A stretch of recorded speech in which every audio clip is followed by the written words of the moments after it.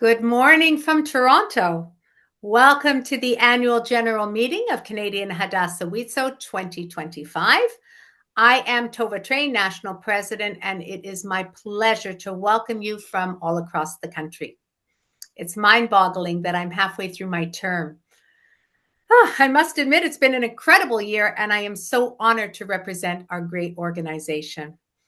Thank God we aren't in a pandemic when Zoom was a must, but we are national, and being on Zoom this way, we are all on equal footing, an equal playing field. And if I'm honest, being fiscally responsible. I am sorry that we are not in person, if only to hug Marcia Glick, Linda Sansalit, and Jeanette Hoffman. They are all stepping down from the board as of today. These women have been staunch advocates for our work in their centers and have all contributed greatly to the board's discussions and decisions. B'hatzlacha, all the success to each of you in your future endeavors. I know that you will all continue to support CHW. So on to the agenda. Wherever you may be, please rise for the national anthems.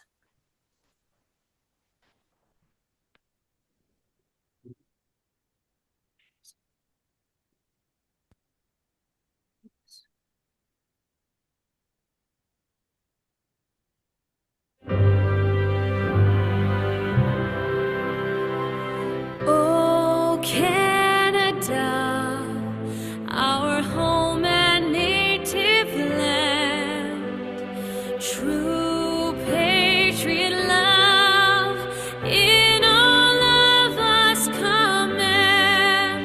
Car ton bras s'est porté l'épée, il s'est porté la croix.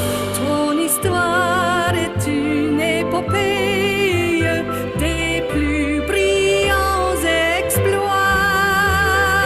God keep our land glorious and free. Oh, Canada, we stand on guard for thee. Oh, Canada, we stand on guard for thee.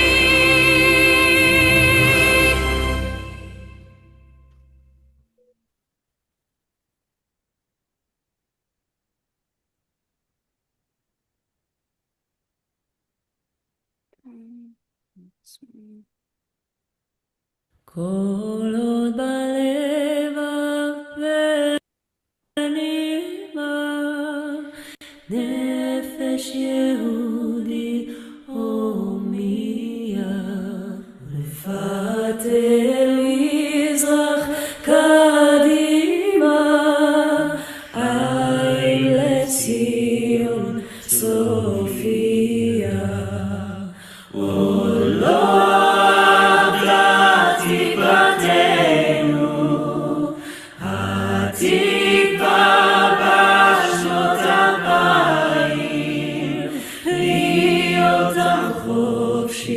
בארצנו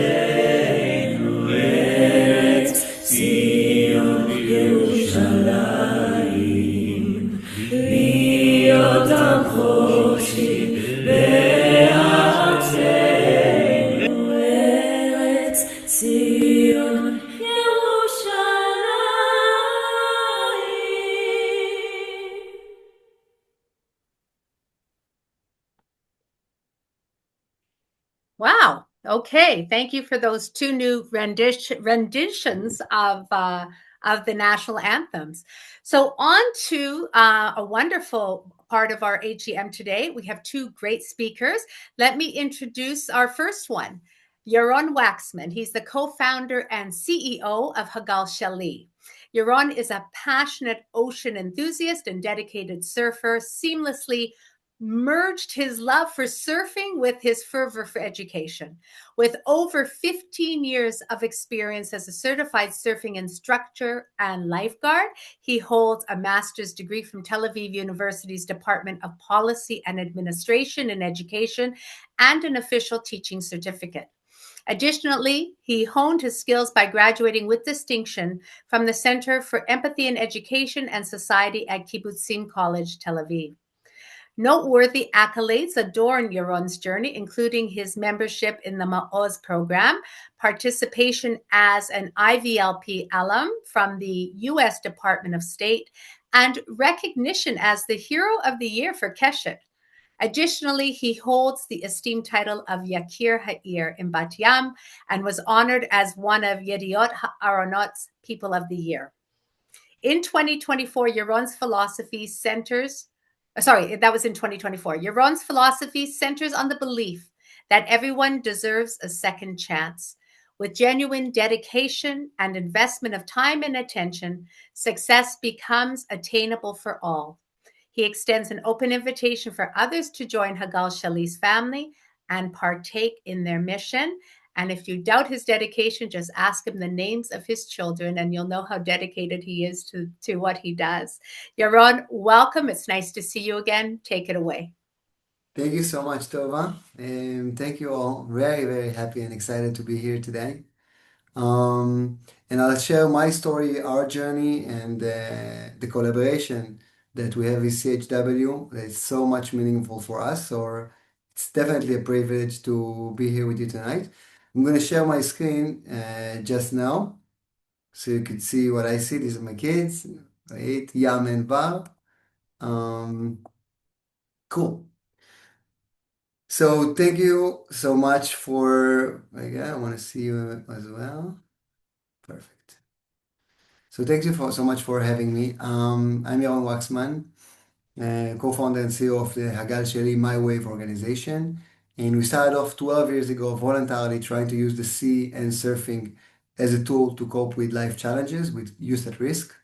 We managed to pull back 10 out of 10 kids back to school, stop using drugs, selling drugs, and whatnot. And quit our job. We took out personal loans, bought surfboards, wetsuits, gear, and everything. And this is how we started off with Hagal Sheli. And over the past a bit more than a decade, it's became to be the most significant and biggest surf therapy organization worldwide, working with youth at risk, people with disabilities, special needs, veterans from the IDF, and October 7th survivors. We were a formal contractor for the Ministry of Defense Rehabilitation Department, working with soldiers who are suffering from PTSD for more than 6 years. So the trauma therapy program is nothing new to October 7th. And we just got an award from the president in Israel for a significant contribution to the state of Israel during the war, sorry. So this is our populations. Every program is dedicated and catered towards the populations that I shared with you. It's a big organization nationwide. We have 12 seafront locations all across the coastline of Israel. You can see here the West Bank and Gaza. And I'm talking with you from our site in Tel Aviv, which is just here. And we have sites all across the coastline, working with all populations like Jewish, Arabs, religious, non-religious, Orthodox, Orthodox, Bedouins from the Negev, everybody. And they go to a multi-step, multi-process using the sea. So we meet here once a week, go out to the sea, learn something new, for instance, currents, how do they form, come back, and talk about currents in our day-to-day life. You could think for yourself, when was the last time you got drifted away? Or why do I do what I do? It happens to us every day. We also have a social business that supports ourselves, generating fund employees are alums. So it used to be many youth at risk. Instead of shipping drugs, they come to Agal. They host delegations, they host businesses, and they earn, we call it kosher money. And now it's working with a lot with veterans who could not hold a job, or no festival survivors who could not go back to life. It's all data driven. It's it's working. Um, we talk about 50% boys, 41% girls, one non-binary, and same in the population in Israel, which means 80% Jewish, 20% non-Jewish. It's the same here in Israel, working with the Minister of Welfare, Minister of Education, etc., etc. This is all good. I'll show you our numbers. It's all very lean and transparent. We're a nonprofit of therefore Salesforce. So you can see my screen. We talk about 18,000 alums, girls, boys, Jewish, Arab Muslims, Arab Christians, asylum seekers, secular, Orthodox, even you see 3% ultra Orthodox. So it's everything is data driven and growing by there. Everything was very good until October 7th. On October 7th, we lost both Tamar Semet. She was a team member at Agal Sheli. She got slaughtered at the Noah Festival.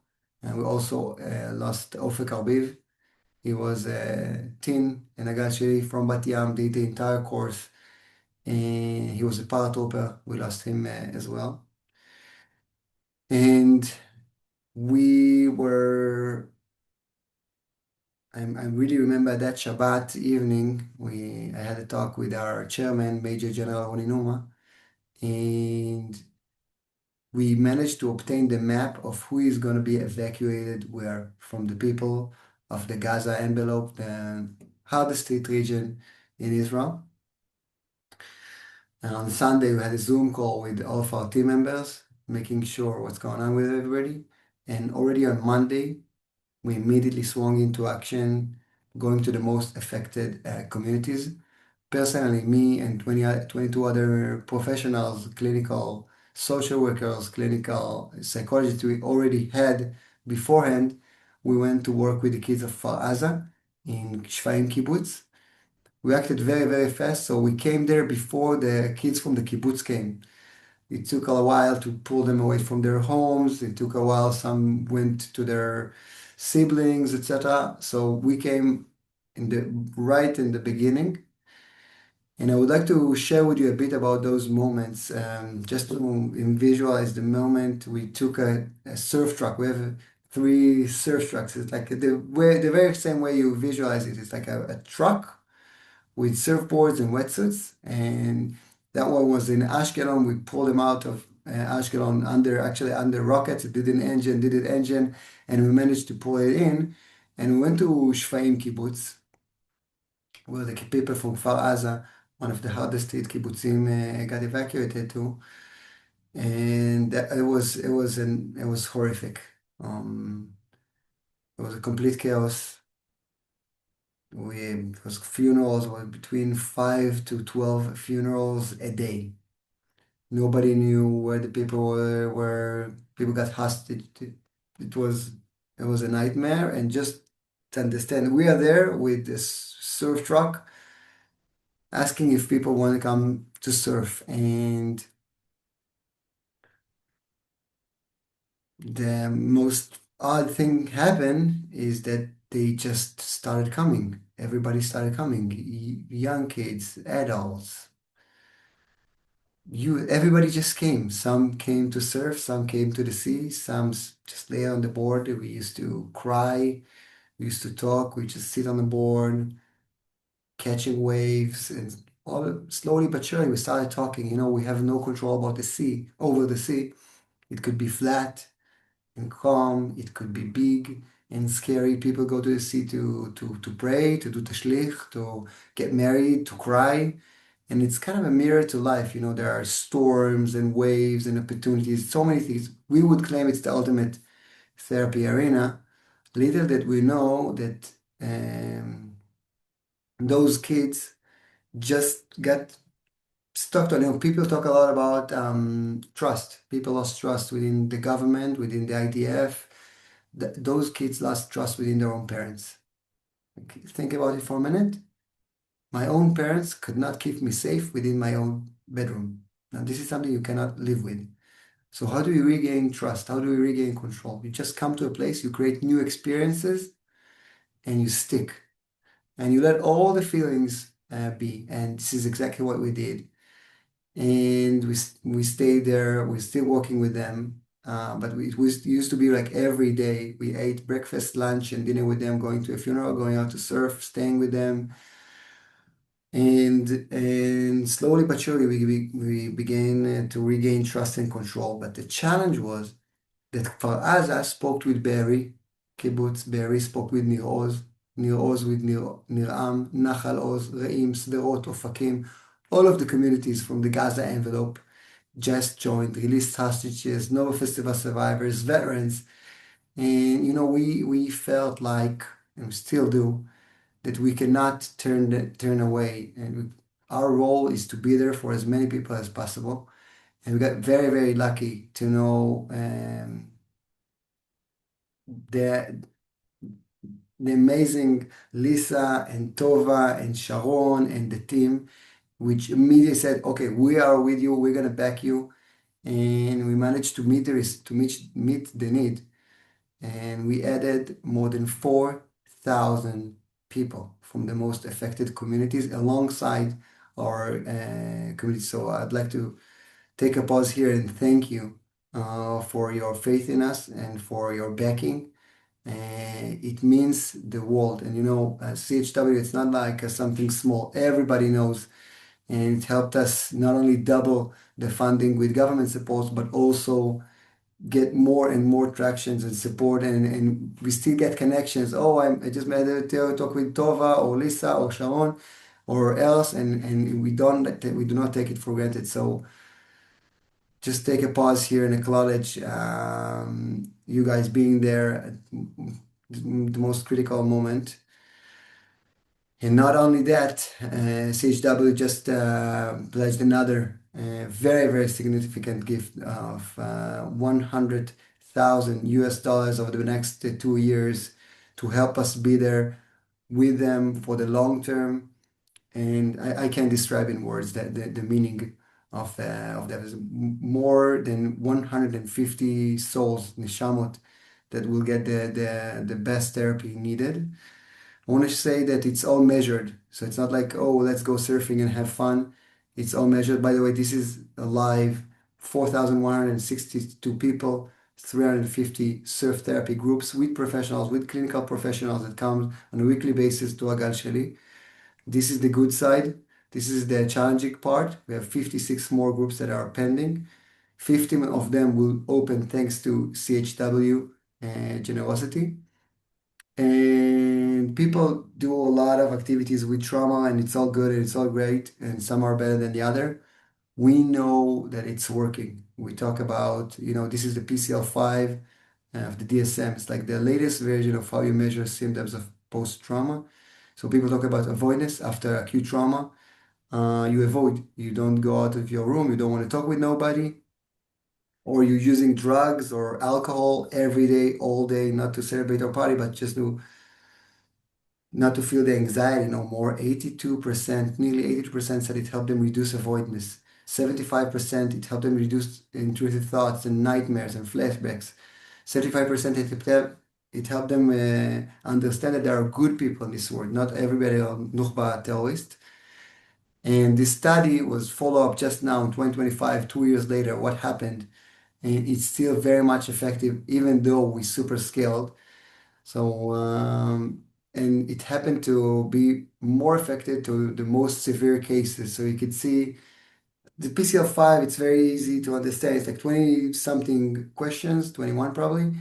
And they are pre and post. And let's say if you look at the questionnaire, you'd see that people are saying 4, meaning very, very, very bad, meaning I'm not leaving the home, I'm not having a job, I'm a dad, but I'm not actually functioning as a father.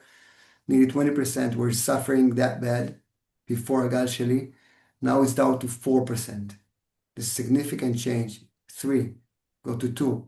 So we're pushing it as much as we can.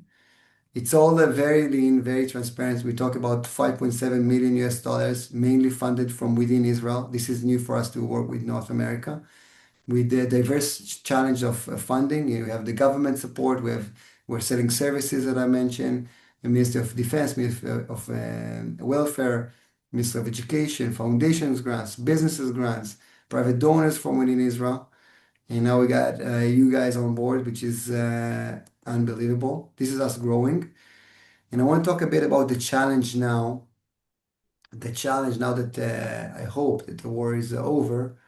People talk about the mental health challenge.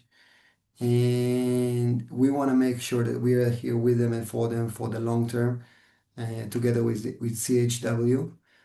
And the biggest project that we're working on is establishing a site in Zikim Beach. Zikim Beach, you could Google, look it up later on our website, hagalsheli.coil-eng, it means English. Zikim is the closest beach to Gaza. And we're gonna open a surf therapy site. It's gonna be probably the biggest in the world. Over the next 5 years, more than 7,500 people, trauma survivors from all over the Gaza envelope, will join Hagal Sheli. It's gonna look like that. Just to understand where we're looking at, we're talking the drone looks from north to south. This is literally Gaza. This is a small military base. It's gonna stay here. Bomb shelters, and this is what we're building here. Look at that. It's huge to be a safe place for as many people that wants us or need us. So I'm gonna stop here so you can see me and I can see you. And just say that we do not take this grant for granted and the partnership, and I could really feel it. So I want to thank you for supporting Hagal Sheli My Way, for supporting us, for supporting so many great causes in Israel for such a meaningful time. I don't want to even imagine what would happen if we had not have you and other significant partners here. And before I finish, I want to say that we see you in North America, and we follow the news, and we see the horrific things that people say and talk about. So just so you know that we are with you and for you, and you are not alone, and we will fight with you as much as it takes. So we love you, and just we have no words. אין לנו מילים. Just keep it up, keep doing great stuff for the community back home, for Israel, for Hagal Sheli, for everybody that needs support. And we salute you. So thank you for everything you do. Yaron, thank you. It means the world to us, and for you to acknowledge our journey, and we understand your journey, and we are so proud to be part of this incredible work you're doing. And for every CHW person that connects to you, I can't tell you how many people say, "Oh, Hagal Sheli, I know Hagal Sheli." So there you go. We're on the same wavelength. But toda rabah. We'll see you soon, I hope, and thank you so much for taking the time today. Thank you. Bye-bye. Bye. Bye. Okay. There we go. We need to do the screen. Jen, are we switching the screen, Lisa? How does this work? No? We're looking at you, Tova. There we go. Okay, fantastic. Oh, we see it's not, but didn't show that on my screen. Thank you very much. Okay, fantastic. Thank you. Thank you, Yaron. On to our next speaker, Ronit Shaval Atwan. She is the CEO of Eden Association, and Ronit has been the CEO of Eden Association since 2017, bringing over 25 years of experience in developing and managing programs for youth and women. She previously served as the director of the Anti-Drug Authority and the youth director of the Social Services Department for Be'er Sheva Municipality, where she founded and led several social projects. Ronit is an expert in trauma therapy and developed the Eden model, a feminist, dialectical, trauma-focused treatment model. This unique and highly effective model for treating trauma in adolescent girls was developed while she served as the Eden Residential Care Manager during 2007 to 2017. Today, Eden is recognized as one of the best therapeutic residences for at-risk youth in Israel. And Ronit is busy training professionals to work with this model while expanding the Eden Association's scope and influence. Ronit has a BSW and MSW in social work and a BA in behavioral sciences and education from Ben Gurion University. Ronit is also a licensed family and couple therapist and operated her private practice for over 20 years. And she has recently released a book about her therapies. And Ronit, I want to thank you for taking the time out. I'm going to pass it over to you. There we go. Nothing to say more after your words, your kind words. I'm very excited to be here. So I'm Ronit Atuan Shoval, and I'm the CEO of the Eden Association since 2017. The association was established 30 years ago in the Negev, and after that in the periphery of Gaza. Actually, our therapeutic boarding school is very close to Zikim, Karmia. It's called Kibbutz Karmia. And since then, we specialized in treating young girls and women with complex PTSD and PTSD. I first came to Eden as the director of the therapeutic boarding school. As you heard, I came with a lot of experience, and I think I was a little bit arrogant. I thought this job will be easy for me. It was a very small therapeutic boarding school, only one house, 10 girls, and it was in a big crisis. A lot of dropout from program, a lot of extreme events. And the first year was stormy and very difficult, more difficult than I thought. And one day, one of the girls tried to commit suicide.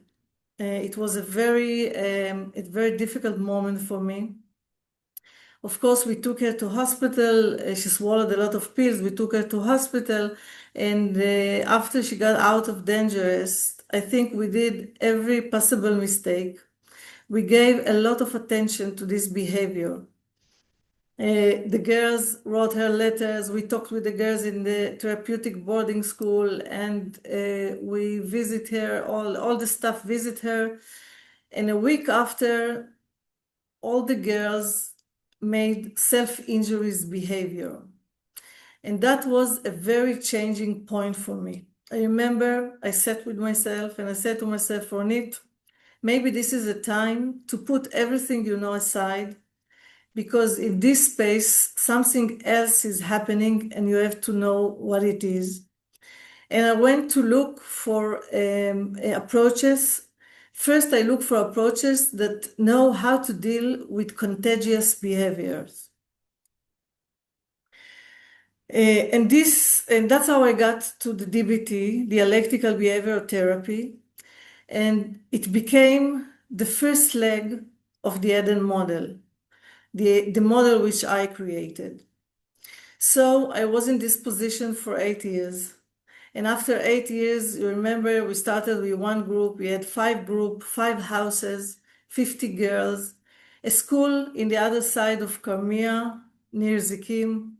And the most important thing is that I established the Eden model for treating young girls and women with complex PTSD and in trauma-oriented spaces.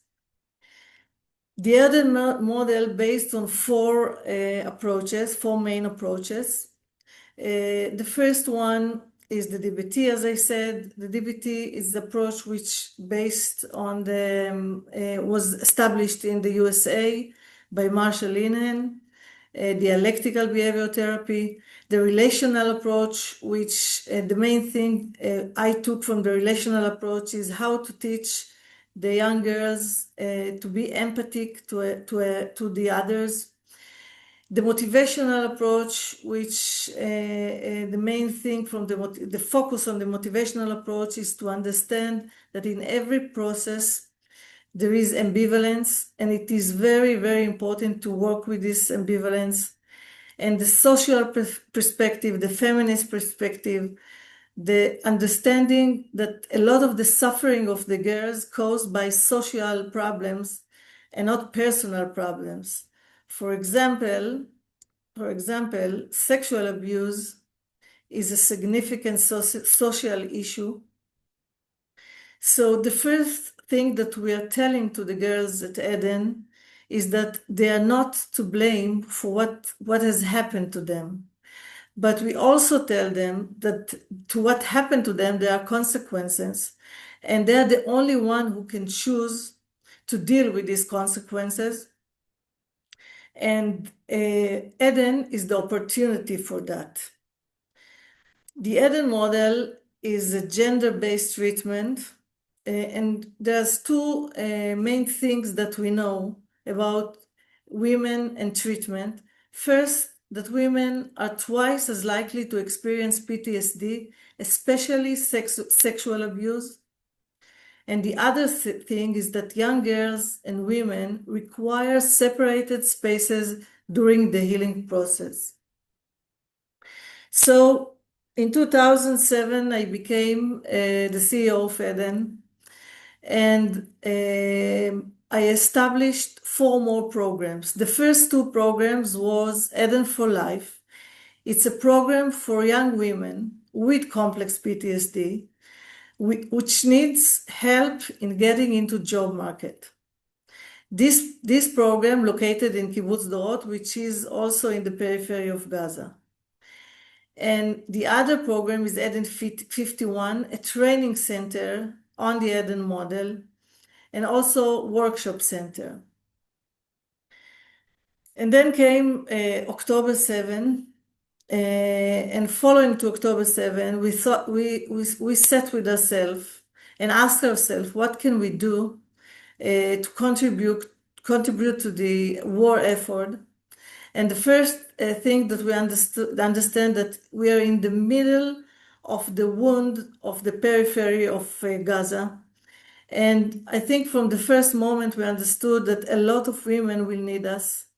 And in April 2024, we started to operate the Eden Therapy Center in Kibbutz Dorot. And since then, more than 150 women get therapy in our center. The other program we established is Women Talk War, documenting the stories of women from October 7 and the war after. It's a therapeutic program and also an historic program. We know that most of the time the history doesn't tell the stories of women, and we started to do it a week after October 7, and now we have more than 100 stories documented. Yeah. So after October 7, we doubled our impact, and we doubled the number of women that got help by the Eden expertise. What is our vision? Our vision, we want to be the #1 organization in Israel in treating girls and women with post-trauma. And we want to do that by expanding our current services, launch new programs, distribute the model to whom wants to learn it, and to do more and more research on gender-sensitive treatment. I want to show you now a short video of Moria, which is a graduated of Eden. And in 40 minutes, she's telling us her story, and maybe she's telling us a lot about the Eden model and the Eden Association. Hello, my name is Moria, and I want to tell you about my journey with Eden's boarding school. When I was younger, in my childhood, I've been through difficult things, and those things made my life a little harder. So I found myself at the age of 15 in a lot of pain and suffering. I needed help. So I got to Eden's boarding school as a safe place to help me. At the beginning, I didn't believe that my life is a life worth living. But as time went by, I got a change of perspective. I got a lot of life-changing skills that made my life a lot better. And today, almost 5 years after graduation, I am a holistic therapist, and I help women find their own strength and power to live the life that they really desire, to live the life that they really deserve. And other than that, not long ago, I started working in the boarding school of Eden as a guide in one of the houses. And I am so grateful for the opportunity to give those girls what I needed when I was younger. Thank you.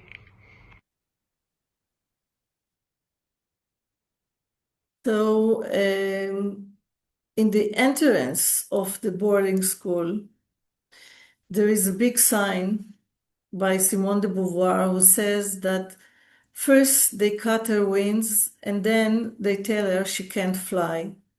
And I think that what we're doing at Eden is that first we help them to heal the wings and then we show them the skies. Thank you. Thank you very much.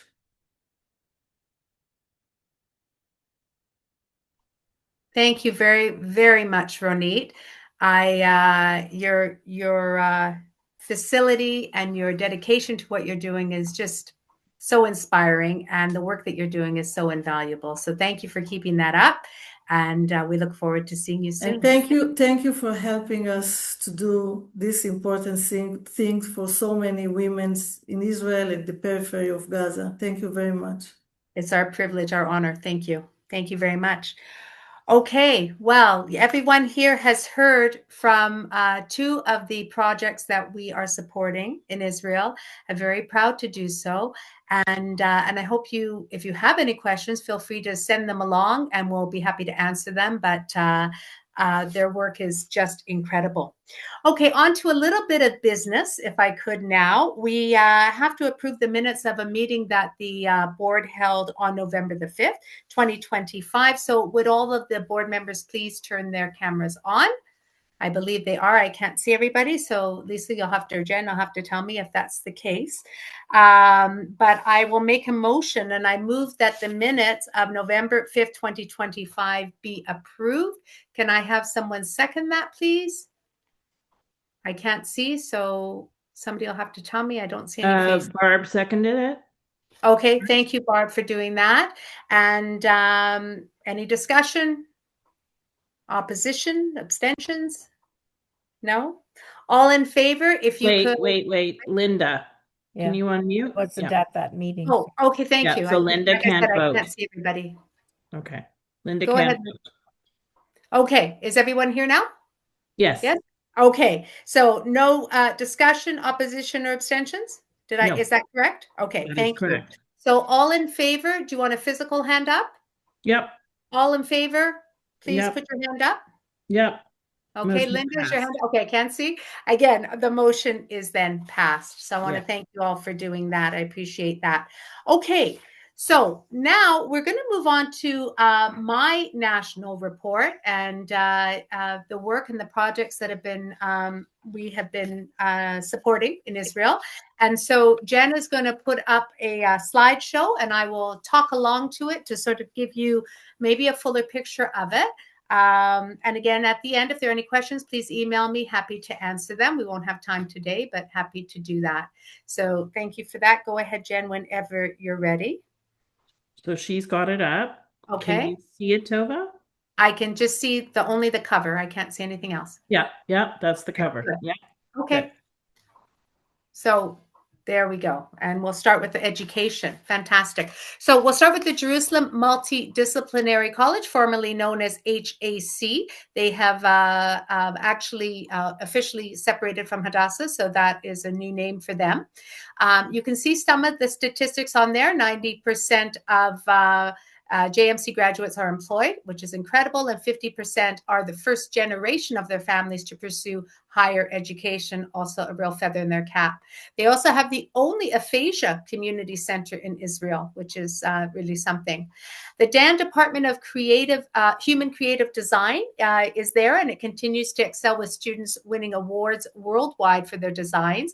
As well, the department has been working with Hadassah's Gandel Rehabilitation Center, which we support, in developing tailor-made solutions to patients. There are 2 scholarship programs there. The first is the Alana Elias Scholarship, our wonderful professional in Montreal. And that scholarship was awarded to Miss Aviva Mir, a first-year student in the Department of Optometry and Vision Science. And that was after serving the previous 2 years in the IDF. So Aviv was awarded the scholarship based on her strong academic achievements and financial need. The second is the Max and Faye Kiefer Zichron Livracha Memorial Scholarships, and they were granted to 2 recipients in recognition of their outstanding academic achievements and financial need. The first is Ms. Elena Ginker, and in the Department of Medical Laboratory Science, and she also served during the reserves of the Iron Swords War. And Alina Ilian, I hope I pronounced that correctly, was a first-year student in the Photographic Communication Department, and she completed her year of national service prior to beginning school. So CHW transferred $6,000 to JMC to support their scholarships for financial needs and academic achievement, and $129,285 for the highest priority needs of the Dan Department of Human Creative Design in 2024-25. Thank you for that.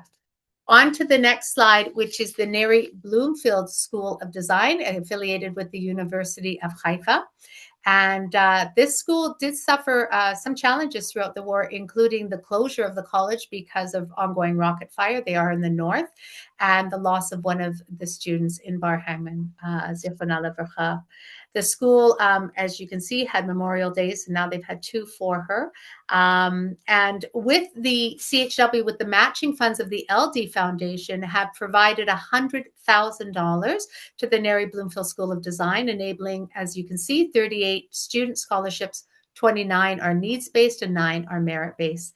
And the scholarships are critical in helping to enable students who wouldn't otherwise have the opportunity to pursue a college degree. CHW also showcased designs by the fashion design students' designs at our Fashion Blooms program here in Toronto, and they were pretty fantastic. I hope you got a chance to see them when you were there. The next school under our education portfolio is the Netanya Technological High School. If we can change there we go. Karmit Dana completed her 2nd year as a principal of NTHS during very challenging times, as we all know. In addition to the ongoing war, they were moved to a temporary location in August 2024, while the municipality builds them a new campus adjacent to where their old campus was. So they are making the best of their circumstances and doing a wonderful job there. In addition, they did maintain enrollment of 100 students, which is really remarkable. And more remarkable, I think, is that they have continued increasing the percentage of students who took their matriculation exams from 30% to 60%. That is incredible. And from there, many of them have gone on to do their Army service. So their program is enriched with extracurricular activities like therapeutic horseback riding and sports programs. And they have a preparatory workshop for 12th grade students. And that's to increase their motivation for meaningful service, to reduce dropouts, and to create a sense of belonging to the nation. They are very good at taking these kids who don't have much community that they can feel connected to and connecting them to the wider community. CHW proudly provided $50,000 of support to the culinary program to enable the purchase of essential equipment and supplies. The next school is the CHW Nahalal Youth Village. It was founded in 1923 as an agricultural school for girls, and today the school has 1,421 students, boys and girls, in grades 7 to 12, residing in on-campus dormitories and in the surrounding area. With that youth village, we have the Ruth and Fred Zichrono Livracha Cooperstock Dairy Farm. And it is an incredible facility. It's an educational tool and a source of income for the village. The dairy farm installed new fans and fences as it awaited a permit for the expansion and renovation. As you can imagine, in Israel, sometimes permits take a while, and with the war, it took a little longer. There's also the therapeutic horse stables and riding program, and this is the only educational and therapeutic stables in the region. And they have 8 horses maintained by the students, the 15 students, and they maintain the grounds, they care for the horses, and they also assist in the courses and treatments. They are very hands-on, very devoted to the horses. As you can see, approximately 100 riders use the stables for the therapeutic riding or sports riding. And they actually participate in league competitions, many of the people from the boarding school. So it's an incredible program. They also have the Nahalal Tech program. And CHW secured a 4-year donation to support over 70 students in this elite academic program. It is something to be very, very proud of. The next school is the CHW Hadassah Youth Village. And this school is home to over 1,350 children and youth, including 224 boarding students. And in the last fiscal year, we provided $50,000 to support the Leah Zev Shulman and Joseph Zunia Shulman therapeutic program. And this program does individualized and group counseling, as well as extracurricular group events. And their goal is to significantly improve relationships for the 100 students and their parents. And that is very important to keep the families as intact as they can. CHW provided $25,000 in support of their highly acclaimed music program, giving access to music for all students, widening their horizon and further developing their skills and confidence. And when we were there recently, we had a little demonstration from a couple of the girls for a Shabbat program, and it was just lovely. They were so proud to perform. CHW has transferred in all 1.174 million Canadian dollars to WIZO for the fiscal year 24-25 for education and social services projects that we fund. So thank you for supporting that. The next category that we have is our healthcare category. The first up is in our namesake, it's Hadassah Hospital. And they have been, as you can imagine, the war has really impacted them, as it has everything in Israel. They have treated more than 1,300 patients directly injured by the war. And the Gandel Rehabilitation Center has treated 500 patients in its 3 operational floors this year. It's not completely open, but they're getting there, but they're making every inch count and using as much space as they can.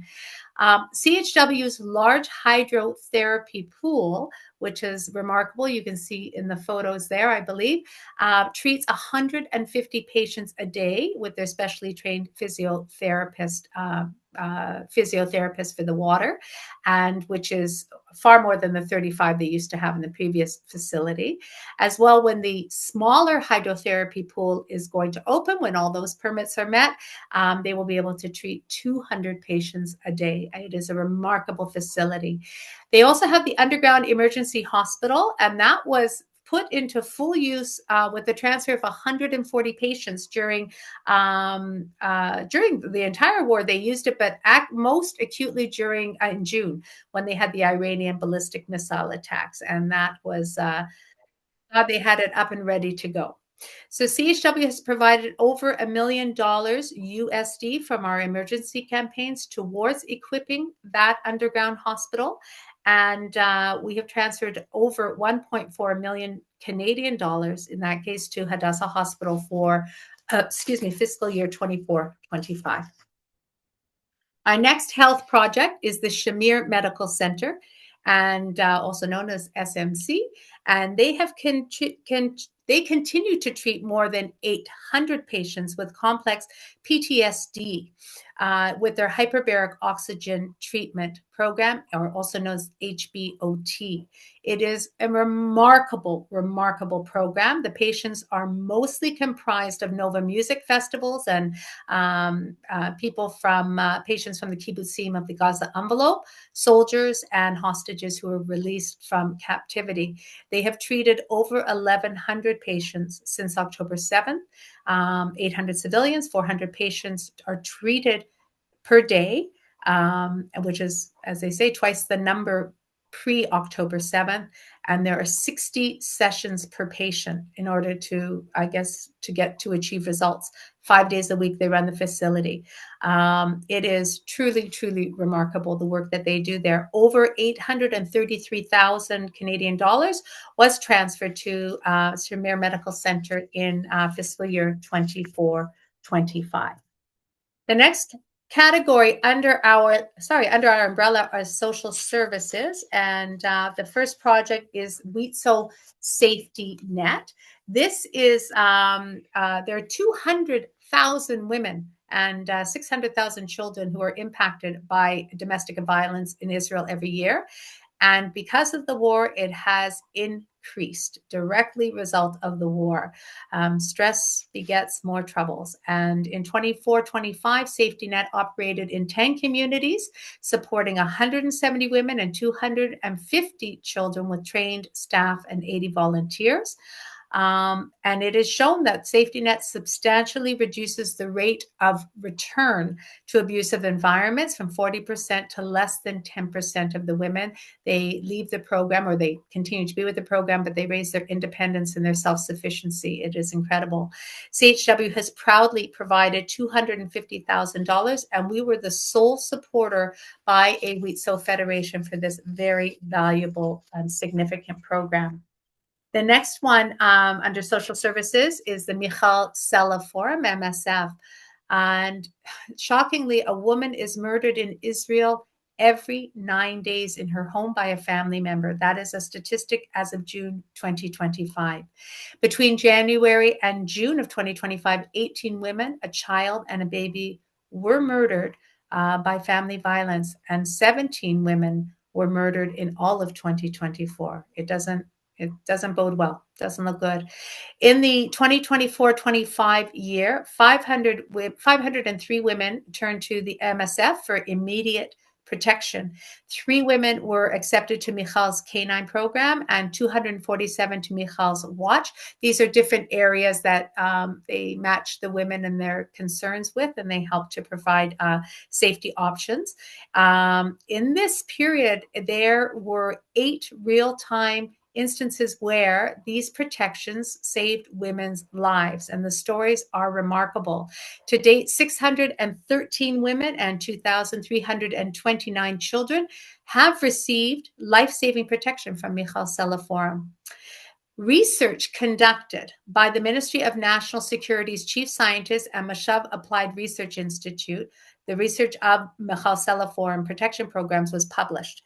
And here are some of the findings that are just remarkable. 62% reduction in physical violence, 72% decrease in sexual violence, 28% reduction in economic abuse, 26% decrease in verbal abuse, 700% increase in women's sense of safety at home. Wow. And 1,200% increase in women's sense of safety in their immediate surroundings. MSF has secured 4 million shekels of support over 2.5 years from the Ministry of Welfare, and CHW has proudly provided $40,000 in support to MSF's protection programs. CHW also introduced the Vancouver-based Roadberg Family Foundation to MSF, and they in turn provided $150,000 to MSF this past year. So always looking to make connections and garner support for these incredible projects. Our next one, as you heard from Yaron, is Hagal Shali. And I think he pretty much covered the whole program, but They, I believe it was said they were awarded the President of Israel Volunteer Award for its contribution to national resilience, which is incredible. And as said, Hagal Shali received a first-time grant of $12,500 in fiscal year 24 and 25. And in fiscal year 25-26, the board of directors were so impressed that we, by its impact, that the funding is increasing to over 65,000 Canadian dollars. And there's me on the surfboard. And Hagal Shali is a very incredible program and moving to where the needs are most, as he said, Zikim Beach. So let's move on to her academy. Her academy is fairly new to us as well. They have two branches, one in Tel Aviv and one in Haifa. And this organization, the war, it supports vulnerable women escaping prostitution. So the war has triggered significant emotional distress and functional difficulties for these students, amplifying the challenges. They have 192 students in Tel Aviv. That's a 32% increase in student enrollment last year. And this is an organization that makes the most out of every square inch of their facility. And they offer 67 educational courses as well as social courses, things that these women need to go back into regular society. And that's a 52% increase compared to last year during the year of the war. There's a Haifa branch just recently opened, and they did have courses there, but with the rocket fire, they were running to the bomb shelters. So who can study that way? But they did. They have 37 students and 16 courses. They're just getting up and running, and a 93% course completion rate. And CHW proudly provided $25,000 to open her academy's Haifa campus for their incredible work. Into Canada now. Franny's Fund is here in Canada, across the country. And we have, I think it's 6 separate locations that are under the umbrella of Franny's Fund. The first is Luna in Calgary, and they supported 36 families, and their support focuses on child victims, caregivers, siblings, ensuring that the whole family therapeutic care is there and it strengthens the individual trauma therapy.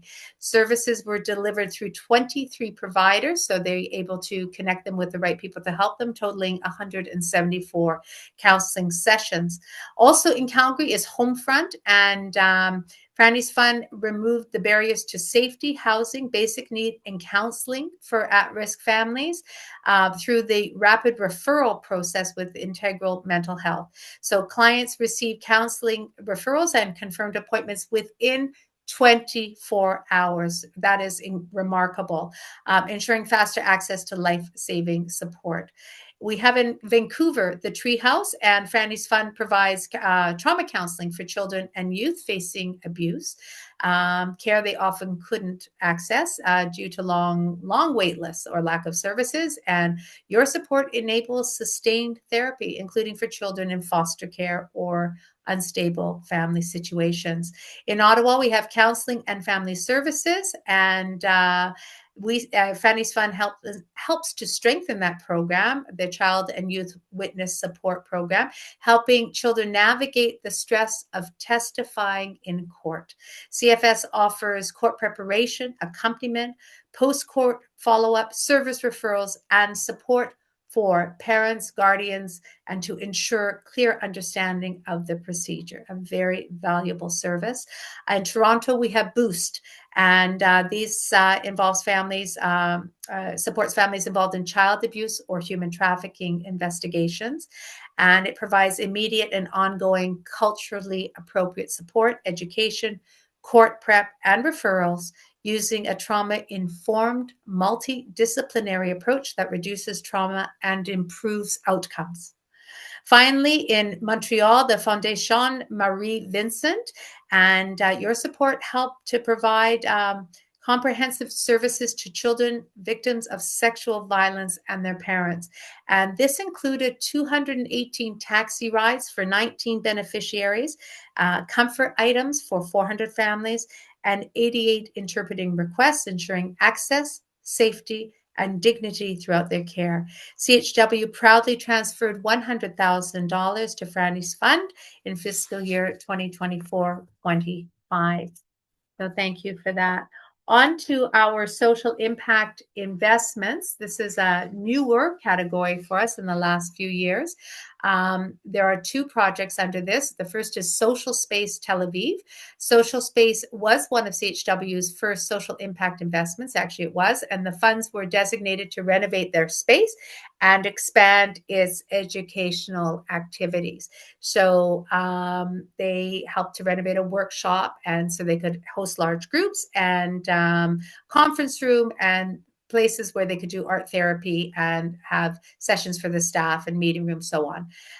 Despite the war, Social Space continued its activities, hosting groups of teenagers, soldiers, businesses, and tourists, 25,000 in 24-25 and 100,000 in total since its opening 4 years ago. And Social Space has only one final repayment of its loan coming shortly, very shortly. So it's an incredible program there. Our next one is Tech 19.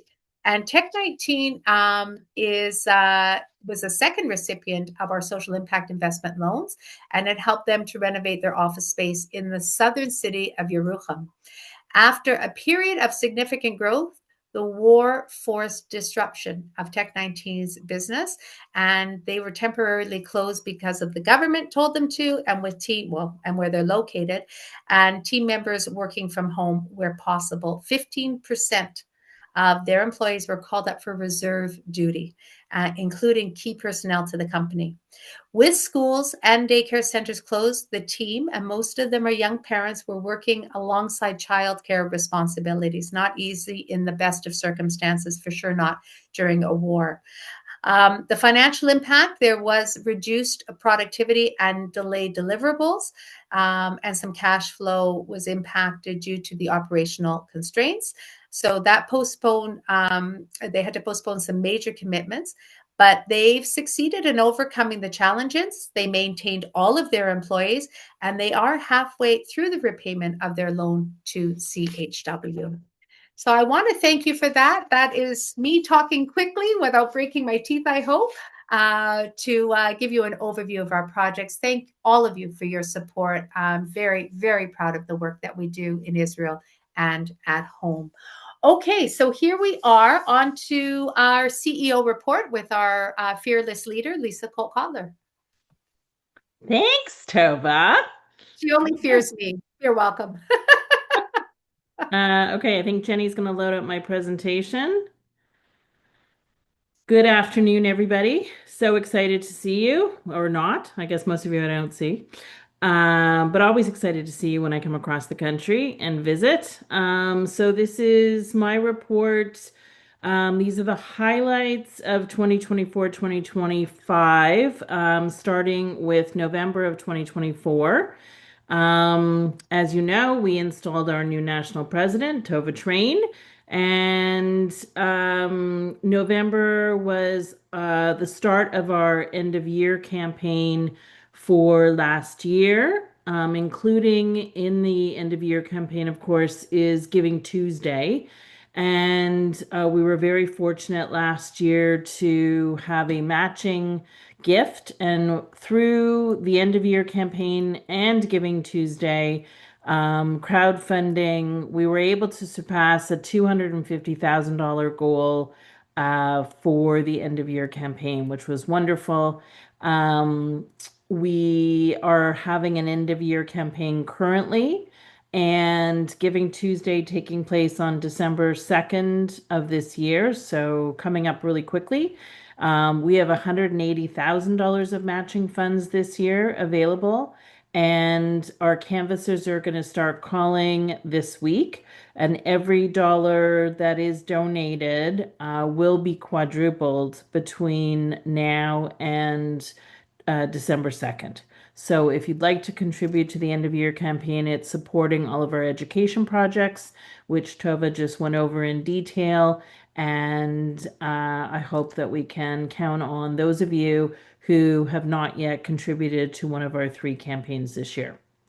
In addition, November of 2024, we had a complimentary webinar that we hosted in conjunction with Canadian Young Judea about supporting our future Jewish leaders.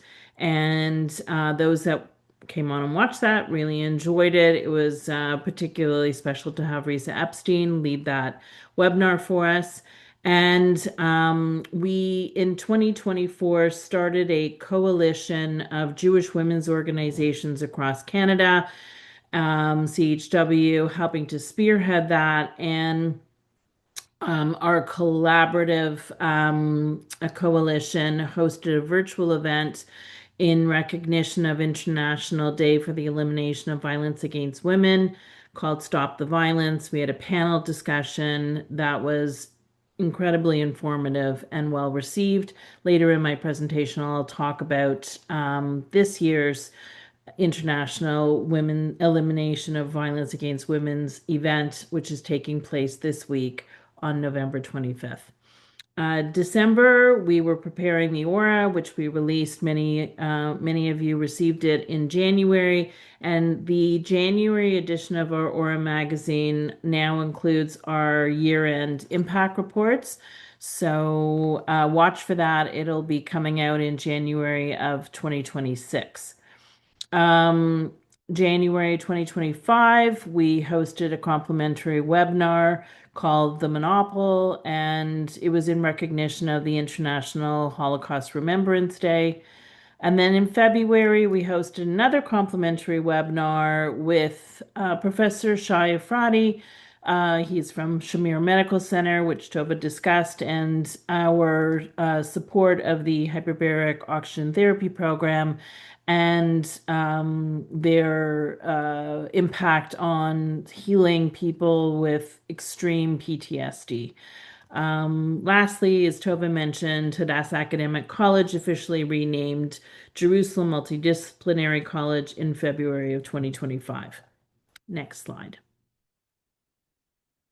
So in March, in recognition of International Women's Day, this year, the coalition hosted a webinar called Resilience, Rising to Our Challenges, and it featured Jeannie Becker in conversation with Talia Schlanger, and she is the rehabilitation psychologist chief psychologist at Hadassah Medical Center. And this year, we are hosting an International Women's Day event in March. More to come on that towards the end of my presentation. In April, we launched our annual campaign. We started the campaign with the slogan, Hope on the Horizon, and the campaign ran from April until June. But because of the 12-day war with Iran, you'll see when we get to the next slide, we had to pivot the campaign name. Overall, the campaign raised almost $700,000, and we are very grateful to all who supported it. In April, we also hosted our first Fashion Blooms in partnership with Canada Israel Fashion Week. This was particularly exciting because Canada Israel Fashion Week has helped to take Fashion Blooms to a whole new level of professionalism and exciting designers that are being featured in Canada, two of whom were Hannah Morales and Tal, I can't remember her name, Sharon Tal from Mesquite. And we were fortunate to have these Israeli designers join us for Fashion Blooms. It was a fantastic event. And we will be hosting Fashion Blooms again this year in 2026, but moved to November so that we're not conflicting with many chapter events and center events that are taking place across the country in the busy springtime. Also in April of this past year, we had a webinar with for sustainers and major gift donors. It was complimentary with Dr. Sherry Ben David, which I mentioned already, and the April 30th Many of our Toronto CHW family attended the Nova exhibition, which was particularly moving and profound. In May, the coalition also had a live event on May 12th that was held at Holy Blossom Synagogue, and it was a conversation with the Honorable Rosie Abella, who is the retired Justice of the Supreme Court of Canada. I'm exhausted just listening to this, and we did it all. Next slide, please. As I mentioned in June, because of the war, we pivoted our campaign and renamed it Lifeline for Hope. And all the funds raised were helping to support our projects at Hadassah Hospital and Shamir Medical Center. Our spring campaign, always affectionately known as annual campaign, supports our healthcare projects. And July, we had a webinar, complimentary webinar with Anat Vidor, who is the World WIZO president. It was an opportunity to introduce Anat to Canadian audiences. She recently was installed in 2024. And for those who were able to join us, I think they were very impressed with her passion, her vision, and her very strong commitment to Zionism. In August, we released our summer edition of Aura magazine, and it was profoundly impactful, especially the cover and the story behind the cover photo. It is available online. If you didn't receive a print copy, offices across the country do have it, and we can certainly send it to you, but I urge you to read our most recent edition. We launched the SOS campaign, which is our summer campaign. The summer campaign supports all of our social service projects. You can see on the slide where all of the funds go, many of the projects that Tova went into detail already, and the breakdown of how the donations are allocated. This campaign is a 30-hour crowdfunding campaign. It's a matching campaign. It has grown successfully since 2021, in its first year, raising just over 200,000, and this year I'm very happy to say raised over $900,000 and supported a brand new project, being the Eden Association. August 14th, we had a complimentary panel discussion with all the beneficiaries of Franny's Fund, and it was really interesting to hear how the funds are used and the impact that we're creating here in Canada. Next slide. So in September, I broke my foot on September 7th. And why is that important? Well, because first of all, I'm a klutz, and it's the second time I've broken a foot. But second of all, Tova and I and Rolene Marks, who is the Israeli journalist and chairperson of the World WIZO Hasbara division, set out across the country on a cross-Canada tour where Rolene spoke to audiences in Edmonton, Calgary, Vancouver, Victoria, Toronto, Ottawa, and Montreal on an exhausting tour that lasted a week. We were on and off 8 flights in 7 days, and Rolene spoke to hundreds of people across the country. It was an opportunity for Tova to meet our wonderful CHW supporters across the country, and I limped along or was pushed in a wheelchair. And that was a memorable trip for all of us. In October, we launched a new initiative. It was called Dance for Unity, and it was a month-long crowdfunding initiative to honor the victims of the Nova Music Festival tragedy and to support the survivors of Nova through the wonderful work of Hagal Shali, which you've heard all about. The concept behind it was for our CHW family to film themselves dancing in a short little video, post to social media, make a minimum donation of $18 online, and then tag your friends to do the same. The initiative raised over $10,000. We didn't meet our goal of 18, unfortunately, but it was a new initiative, and I think a lot of people just didn't really understand what we were after. And hopefully for next year, we'll be able to pivot the event and get more people involved. But I do want to commend my team for coming up with this initiative. I thought it was a lot of fun. And there's a wonderful video of me in an air cast and Tova dancing to Footloose. So if anybody wants to see that, just message me and I'll email it to you.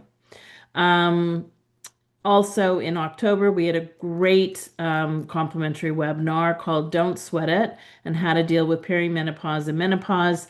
It was well received, very interesting, and we have the recording if anyone would like that.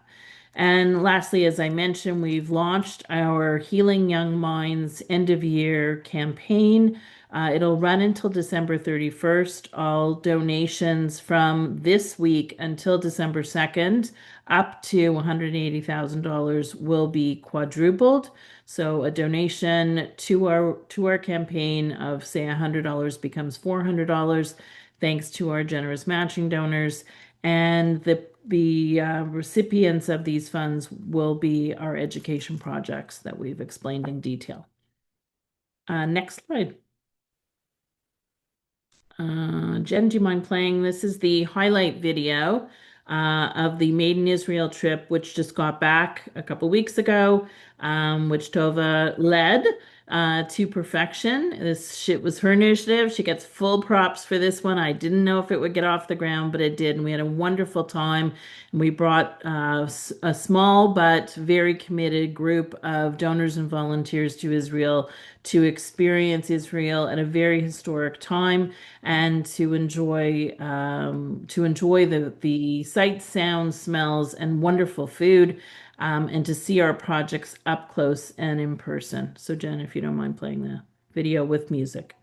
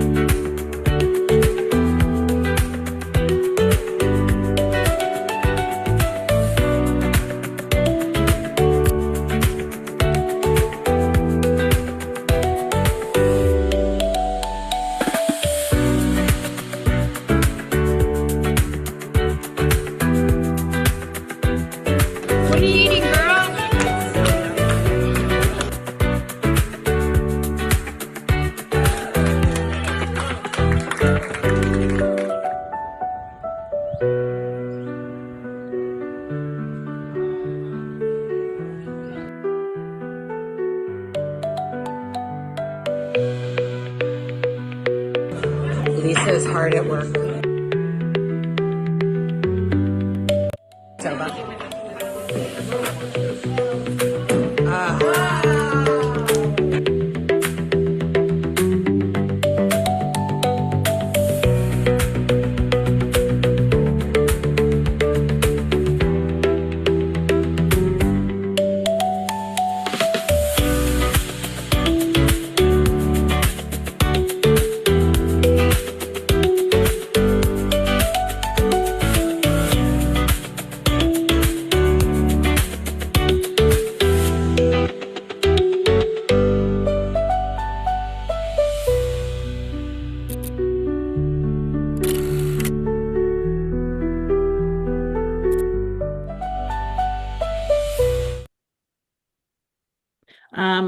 I think one of the biggest highlights of the week, I mean, it's hard to pinpoint the biggest highlights, but for us, the dedication of two very important projects, the waiting room and reception area at the hydrotherapy center, from a beautiful gift from John and Susan Rose.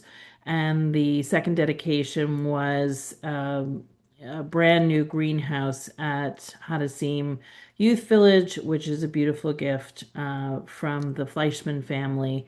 And these very significant gifts are going to change people's lives in very important ways. So we're very grateful to both families. We hope that you'll join us on a future trip, hoping that we can plan another trip in 2027. And coming with CHW is certainly a memorable experience. I'm sure everyone on the trip would agree with me. Next slide.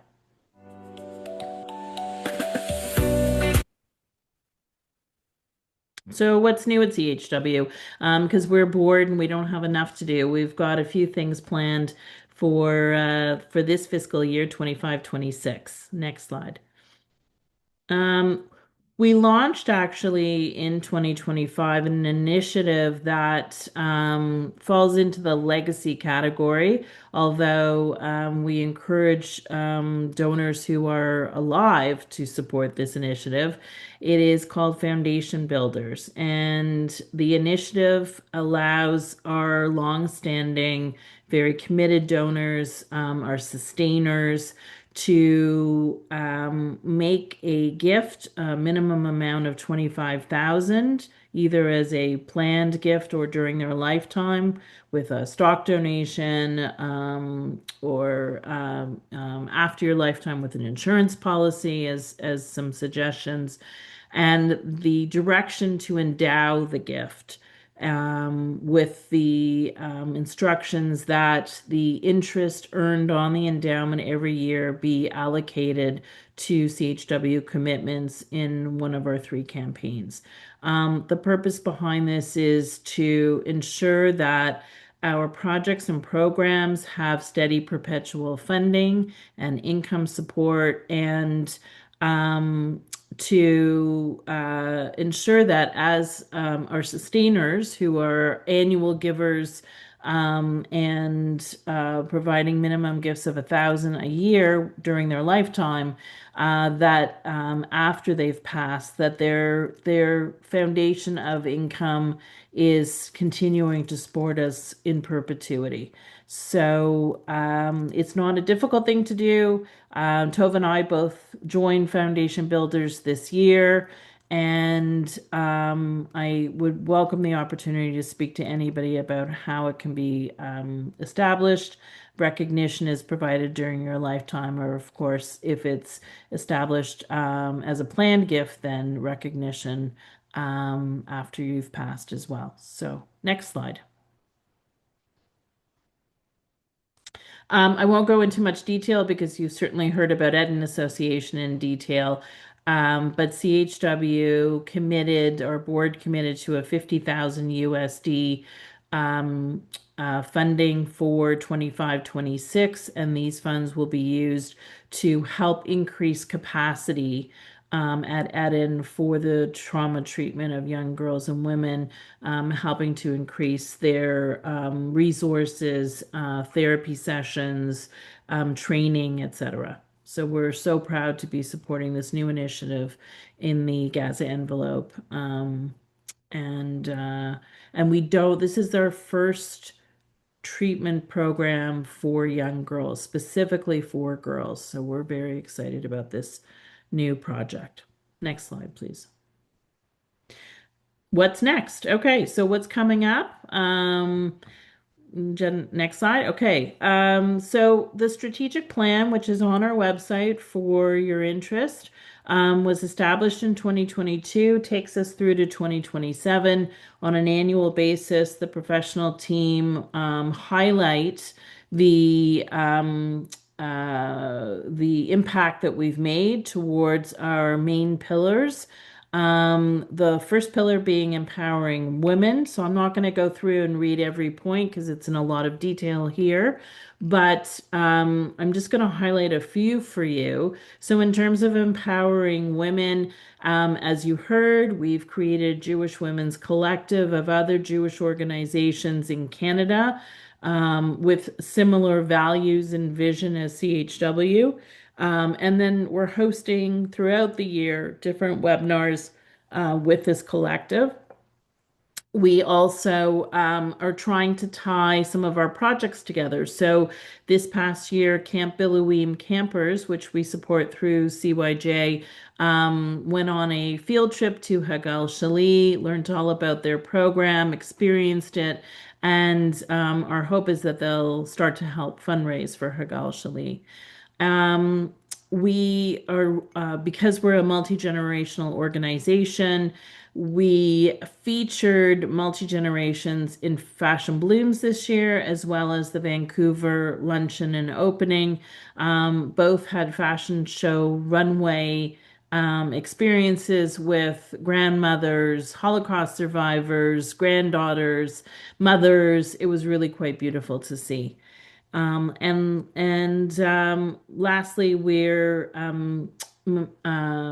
we've partnered, as I mentioned, with Canada Israel Fashion Week. Again, trying to highlight women designers, especially those from Israel and those that are Jewish. Our next pillar is connecting Israel to Canada to deepen the engagement and just to highlight a few of the ways that we did that over the past year. Of course, having partners come to Canada or over webinars always helps to strengthen and deepen that relationship. Bringing Rolene Marks on a cross-country tour. And anytime that we can have local tie-ins like Vancouver, Camp Hatikva made bracelets that we took to the patients at the Gandel Rehabilitation Center. Akiva School of Montreal made Chamsa pictures that were brought to the safety net recipients when we were in Sderot. All of these ways help to build and reinforce the connections between our projects in Israel and our CHW family here in Canada. Growing our volunteer base is always a priority for CHW. It's very important for our succession. And we've been trying to engage in different ways to grow our volunteer base. We've created some new chapters across the country. We've had a multitude of engagement events across the country. This coalition, of course, helps to engage new people, the partnership with Canada Israel Fashion Week, and anytime we can get anybody to Israel always helps to increase engagement. Raising awareness and promoting our brand is so important to our succession, to our relevance, and of course to our fundraising. So different techniques that were used, of course, the Shabbat Shalom videos on social media. I hope that you're following them. For me, it's a highlight of every week, and I love sharing them. And we welcome anyone in our CHW family to record one, send it in to us. We're happy to feature it. We're always looking for more content. And the public relations that we had during Canada Israel Fashion Week and Fashion Blooms actually ended up creating millions of impressions on all types of media, social media, print media. We were astounded by how much visibility and exposure we were able to get through that partnership. CHW sponsoring local film festivals in Calgary and Toronto, the Jewish film festivals, and of course, all of our advertising.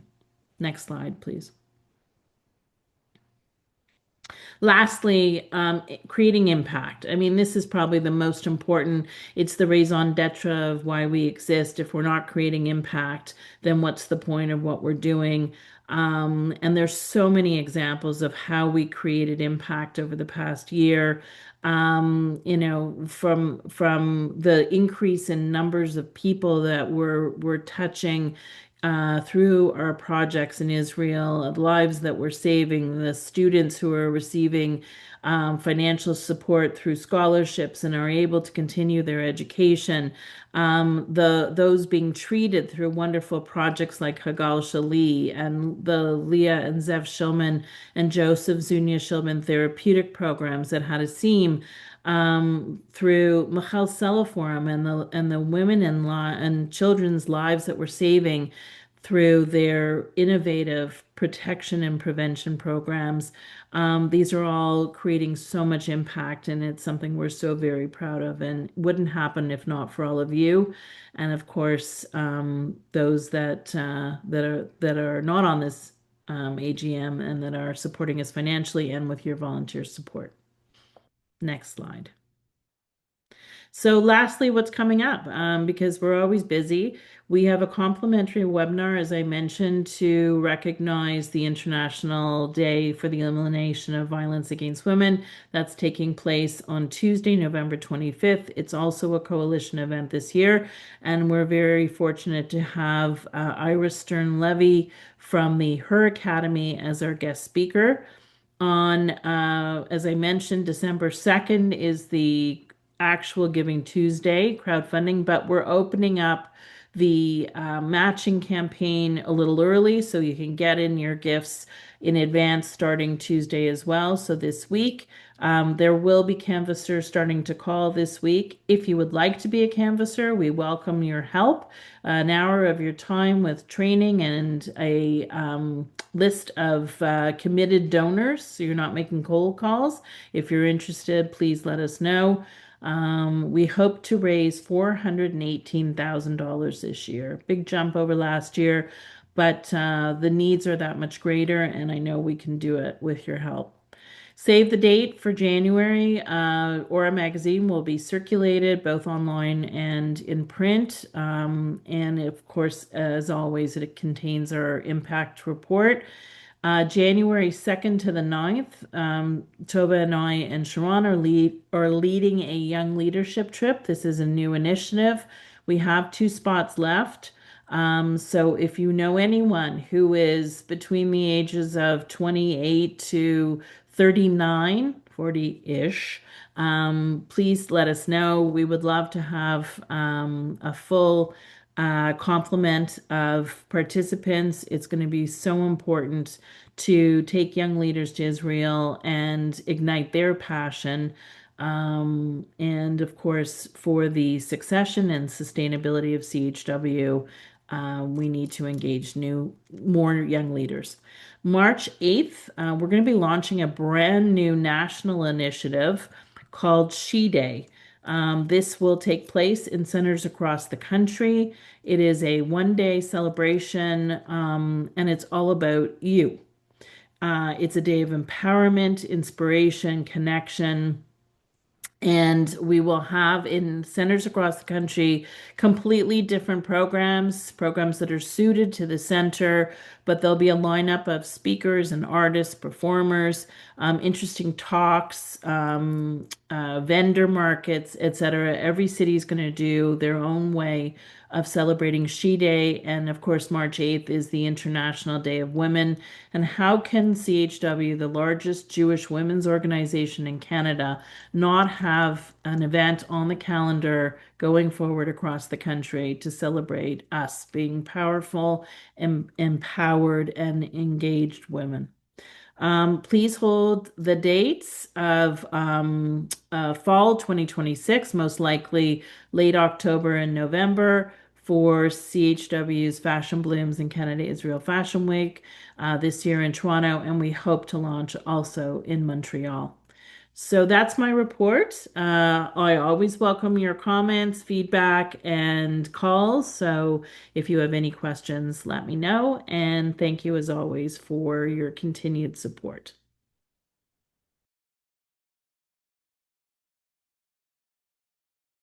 Oops. I am actually going to introduce a very special gift announcement. We have a very short video to show, but we're incredibly honored and privileged to have received a very large gift from a donor in Toronto. and the gift has been allocated to the new hydrotherapy center at Hadassah Hospital. So, Jen, if you don't mind playing the gift announcement.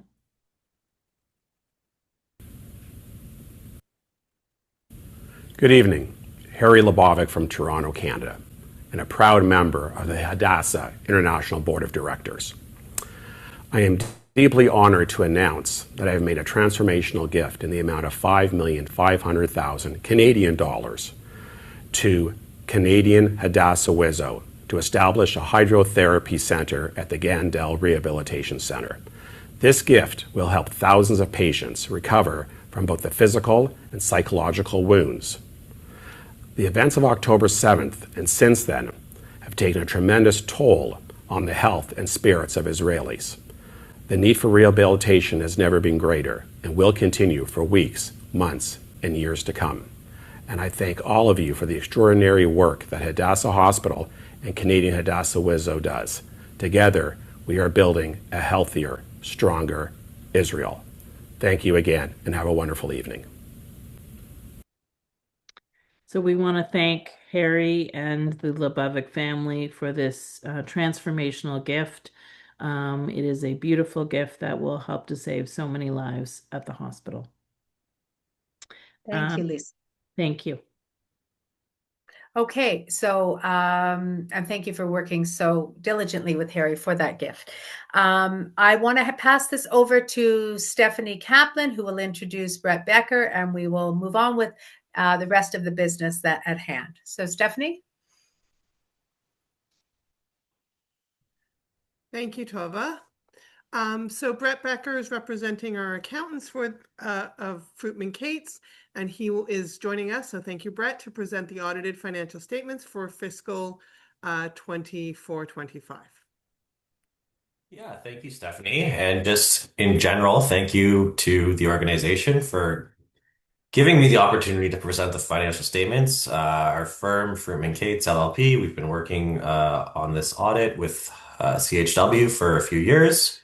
Very good client, great people to work with. So very happy to be here to share our work. I'm just going to share my screen. So hopefully you're all seeing my slideshow now. Somebody will hopefully let me know if that's not the case. You're not, Brett. Sure. There we go. How about now? Yes. Yes? Yes, thank you. Good. Okay, so as I was saying, we've been doing the audit here for a few years. Like past years, we've issued a clean audit report, which basically says that the numbers presented to us in the financial statements by CHW management are free from material misstatement. All the numbers have proven to be accurate and complete. You will notice there is a qualification for this opinion, but this is very standard with all charities, which is basically to say if cash revenue is being received, it's very hard to audit that. So while we can't speak to the completeness of cash, everything else we agree with. And like I said, this is a boilerplate qualification. So clean audit. I won't bore you with the details of the rest of the report, but you can take a look through at your leisure. So I've kind of been asked to provide a high-level summary of the financial statements. So I'll focus on three areas. The first being the statement of the financial position or the balance sheet, which shows the assets and the liabilities of the organization at June 30th. I'll talk a bit about the statement of operations and key movements there, which shows the performance over the last year. And I will highlight a few notes. So in terms of the statement of financial position, the big story here is total assets have gone up to the tune of about $800,000. And a lot of that has to do with increases in investment activity. You can see that some of the cash and short-term investments from last year have been funneled into the long-term investment endowment funds. And there's been significant growth there, which is due to investment income, growth in the market, fair value gains, unrealized gains. So money is being managed quite well in the endowment fund. Other items of note in the asset section is there is a loan receivable, which has short-term and long-term portions. You can see it's being paid down. It's gone down since last year, which shows that I believe there was a part in the presentation about the social impact investing fund. The loans to Social Space and Tech 19 are being repaid as their operations go forward. Only other item of note here is you can see that there is an advance to the endowment fund, and this is ultimately a good thing because it means that the endowment fund has earned investment income that the general fund can use for charitable activities. But just due to timing, the money hasn't moved over yet, and this is a rolling number that changes every year as money moves from the endowment fund to the general fund and gets dispersed for charitable activity. In the liability section, you can see it is going down. The deferred contributions I'll speak to a little bit, and I'll come back to this later. But the idea is money comes in from donors and it's used for charitable activities. However, sometimes there's a timing issue where money has come in at the end of the year. I think a good example is this the SOS campaign you guys run. And the money that's come in won't be dispersed until after the year end. So for accounting purposes, we defer it. But this is what we call accounting mumbo jumbo to a certain degree. The money is in and it will get spent as it's intended to. Other item to note is that net assets are going up in both the endowment and general fund, and that's due to the performance throughout the year, net income. So moving on to the statement of operations, as you can see for revenue, donations remain high from last year. These are historic highs. The organization is bringing in a lot of money, doing very well with all the campaigns. And in terms of other revenue, most of it comes from the endowment fund, apologies. And you can see very good returns in terms of investment income, some unrealized gains in the portfolio. It's growing in value. So the investments are doing quite well. In terms of expenditures, projects has gone down, but these are still historically high numbers. I think last year was quite high due to the emergency appeal, a lot of money going to Israel very quickly. But like I said, lots and lots of funds going out to CHW's partners in Israel and Canada. Fundraising costs are up. That has a bit to do with the Fashion Blooms initiative that was being discussed earlier. More spent on fundraising to keep the revenue levels very high. Administration, these expenses are pretty much on par with last year. The financial statements do provide a breakdown of these numbers, which I believe is available on the website already. So feel free to have a look. But at the end of the year, you can see, largely due to all of the donations and the performance of the endowment fund, our excess of revenue over expenditures, which in the private sector we call net income, is over $1 million, and the organization has done very, very well this year. So with the financial statements, there are lots of notes that are required to be disclosed. Once again, I'm not going to read all of them, but I'm going to highlight a few key notes of interest. But they are all available in the financial statements for your reading. So loans receivable, I've already discussed a little bit. These are the loans to Social Space and Tech 19. We disclose the interest that's being earned on them and when repayment is expected. And you can see these loans are going to be repaid in January of 26 and August of 27. Our investments note in the financial statement, it discusses the performance of the different investments held by CHW. And once again, you can see significant increases. A portion of the investments are in private funds, which are not available to the general public. And these are being managed by one of CHW's brokers.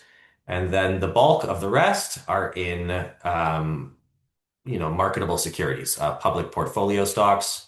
And as you can see, significant growth from 8 million last year to 10.35 this year. So all these funds are doing well, more invested in equity as the market is starting to rebound, and less in fixed income. And this is an appropriate response to market conditions right now. Deferred contributions, I spoke to a little bit already. Once again, this is an accounting exercise. What I like about this note is that it shows you all of the income coming in the year that gets deferred. So even if you see deferrals on our liability section, this note gives you a good idea of, okay, of what's come in, what did we realize as income and what is still left as deferred.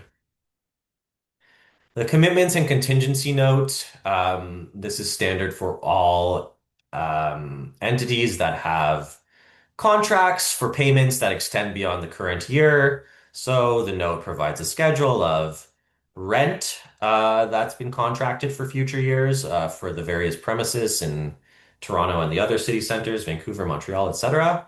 And the charity's main software provider, there is also an ongoing contract, and you can see the annual fees there. There's also mention of letters of credit outstanding to the amount of $40,000 in change. And I believe this is to guarantee the various raffles and lotteries held towards the end of the year. Lastly, we have two notes, new notes this year that you'll may notice weren't in previous financial statements. A subsequent event note, which mentions that a residential property was donated to CHW shortly after year end to the amount of $5.5 million. And the intention for management is to one day it is expected that the property will be sold and the funds will be used to support further charitable programs. Lastly, we have a note talking about internally restricted net assets. These are not deferred because there's no need not to recognize the income yet. The income has been realized. However, the board has selected an amount of $327,000 to be spent after year end. I believe this relates to the dairy farm that was talked in Tova's presentation. And the funds were dispersed shortly after year end. So we disclosed this note to show that of the cash available here, $300,000 or so was already spoken for. Lastly, because this isn't in the financial statements, but I know it is of interest to CHW's donors. We calculated the fundraising expense to revenue ratio. Once again, up this year, mostly because of fashion blooms. A lot of effort has been put to fundraise to, like I said, keep fundraising and donations high. But this ratio is well within the normal range. I'm here for any questions, so feel free. But otherwise, these are the key takeaways. Thank you, Brett. Thank you very much. I'll ask you, right, that's great. So I do want to mention to everybody who is watching the AGM today that the meeting of the members and the board met on November 5th, and we did appoint Fruitman Cates as auditors again for next year. So Brett, we continue to look forward to working with you, and we appreciate all of your support with our staff and the interactions. It's been very seamless, and we appreciate that. I do want to also mention that the full financial statements will be very shortly available online for everybody to download and look at. If you do have any questions, and I have noted the one that is in the chat. If there are any other questions, please feel free to email Lisa, email myself. I am Stephanie C at chw.ca. Lisa, of course, at lisa@chw.ca, and we will be happy to answer any questions and get Brett involved if need be. So thank you, Brett, and Tova, I'll pass it back to you. Thank you, Stephanie. Thank you, Brett. We really appreciate it. Okay, so on to our next item on the agenda. I will pass it over to our immediate past president and nominations chair, Lynn Gilman, for her report. Lynn? Thank you very much. The nominations committee is chaired by the immediate past national president, who is me, and it includes the national president and the CEO. And it is to ensure the effective succession planning and identifies future leaders. We seek directors with diverse skills, strategic insight, strong networks, and a commitment to collaboration and service. As Tova mentioned, 3 directors are completing their terms. Linda Senzelit, who has been on the board of directors for 5 years, 4 as national secretary, Marcia Glick for 5 years, 4 as the national treasurer, and also chair of budget and financing and investment oversight committee. And Jeanette Hoffman, who has been a director for 2 years. All 3 of these women have chaired multiple campaigns, and we thank them for their dedication, hard work, and significant contributions to CHW. As per the CHW bylaw 6.01, the board may have a minimum of 3 and a maximum of 9 directors. The incoming slate includes 8 directors, leaving 1 open seat. We have spoken with potential candidates, and we will fill the vacancy once we have identified the right skills. The incoming board, effective after the vote at the end of my report, will be the immediate past national president, Lynn Gilman, whose term will end November 2026, the national president, Tova Train, the term ends also November 2026, the national vice president, Barbara Rosenstein, whose term also ends on November 2026, the national treasurer, Stephanie Kaplan, her term ends November 2027, the national secretary, Dorothy Hansen, her term ends November 2026, and the following are members at large: Sandra Herlick, which term will end November 2026, Toby Rubin, whose term will end November 2026, Shauna Middleman, whose term ends November 2027, and Ariella Schachter, whose term ends November 2026. I ask that all members, current directors, and only current directors, so that means if you have been a director since November 2024, you're voting. The new directors, of course, are not voting because they're not yet directors. I will read the motion and then we will vote. On behalf of the nominations committee, I move that the board of directors approve and adopt the slate as presented, effective immediately following the AGM on November 23rd, 2025. Do I have a seconder? Shauna.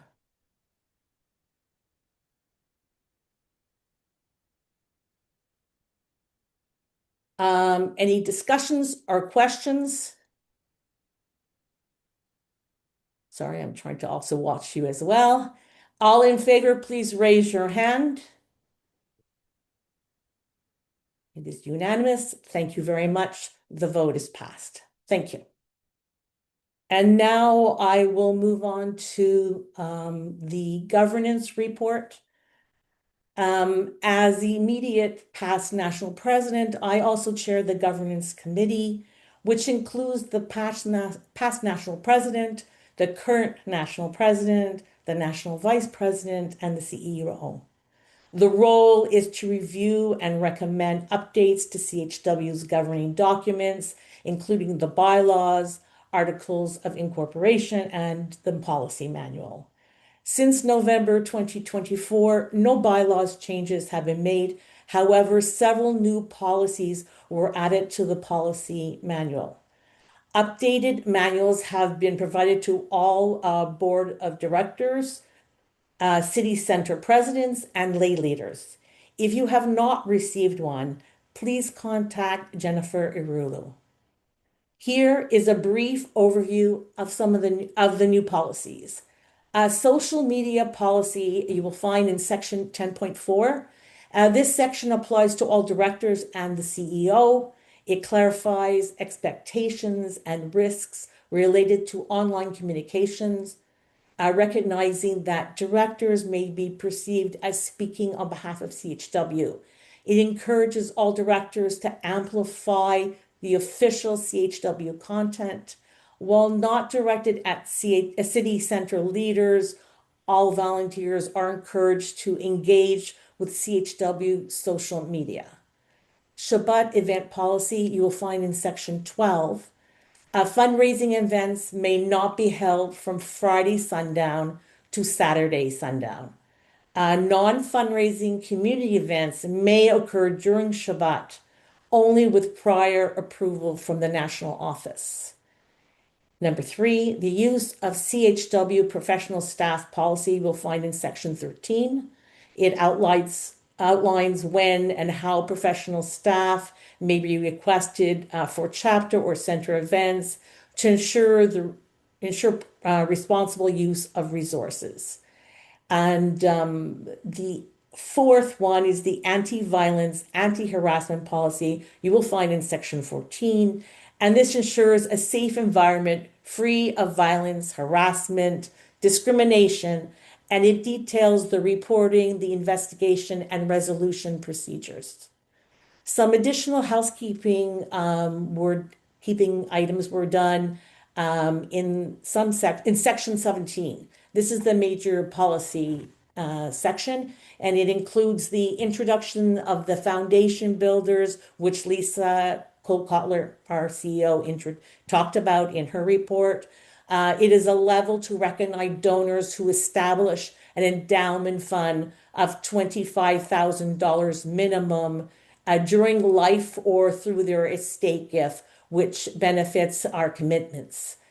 We also updated the language on the Lillian Freeman Society, and we corrected some outdated information. For example, HAC is now JMC, plus we updated some of our newer partners and some information of our existing partners such as Eden. And if you have any questions about these changes or about the policy manual or any bylaw, please contact me or Lisa. Thank you very much. Thank you, Lynn. Thank you very, very much. Okay, so we are making very good time. We are almost, well, I have 2 minutes to complete, but perhaps we'll go a minute or two over. We have to have a motion now to ratify business during the fiscal year 24-25. So I am going to make the motion and we will go from there. On behalf of the members of the corporation, I would move that all acts, contracts, bylaws, proceedings, appointments, elections, and payments enacted, made, done, and taken by the directors and officers of the corporation to the date hereof, as the same are set out or referred to in the resolutions of the board of directors, the minutes of the meetings of the board of directors, or in the financial statements of the corporation, are approved, sanctioned, and confirmed. May I have a seconder? Dorothy? Is that what I'm seeing? Thank you, Dorothy. Okay, is there any discussion to this? Lisa, I can't seem to see. I don't know, my screen's not shifting. I have a question. Andy. I just heard something in the bylaws about events that are allowed to be held on Shabbat, and I didn't understand what that meant. Oh, I can answer that question. There is no financial transaction. So the events that if people wanted to occur on Shabbat would be in the educational type of event, and they would need the approval of the CEO. Could you give an example of that? What kind of event that would be? We have a speaker speaking at a Shabbat, at a shul, as we have in the past. That is acceptable. But we are not doing any financial transactions on Shabbat. We are not selling anything. That's okay. Thank you. Thank you. Anybody else? Okay. Any more discussion? No? Okay. Is there any opposition to the motion? And Lisa, can you confirm that there's none? Okay. And any abstentions? No. Are all the cameras on? I believe they are, but yeah. Toby's camera can come on. She can vote now. She's now a member of the board. And correct. And the Linda, Jeanette, and Marsha are not voting anymore. But we love you. Okay, so with Toby and Sandra's help, all in favor, please raise your hand.